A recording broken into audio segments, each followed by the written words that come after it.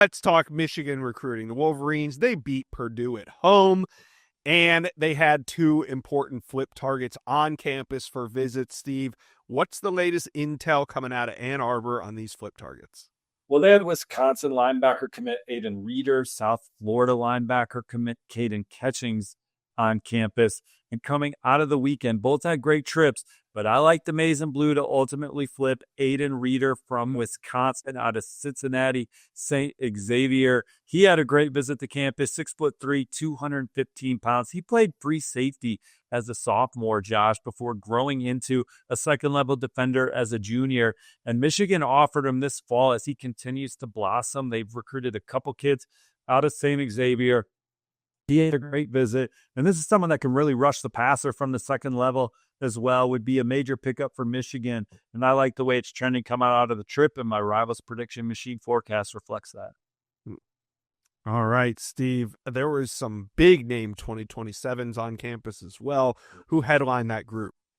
Well, the nation's number 5 running back, Noah Roberts, had a really great visit, talked about the vibe around the program and the way that they run the ball a lot and the way they utilize those players in their offense. He also feels like a major priority. So Michigan, one of the early front runners there. Brayton Feaster, a 2027 athlete from Akron, Archbishop Hoban, leaves campus with an offer. He'll be back.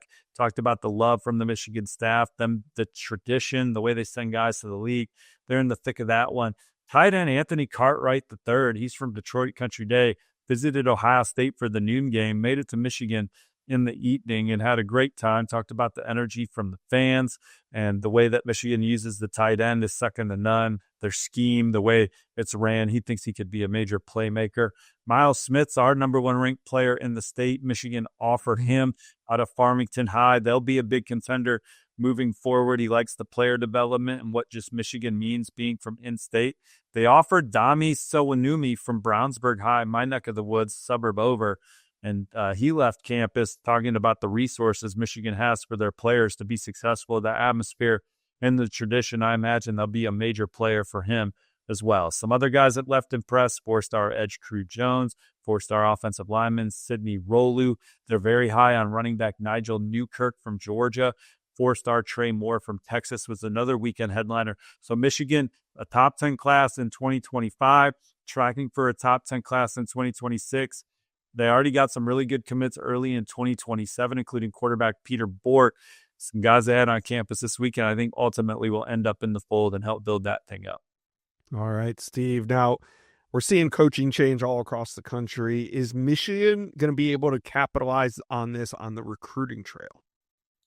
Well, they've been grinding on some guys, looking for some key flips late in the cycle. One of the top targets still on the board is LSU cornerback commit Haven Finney Jr.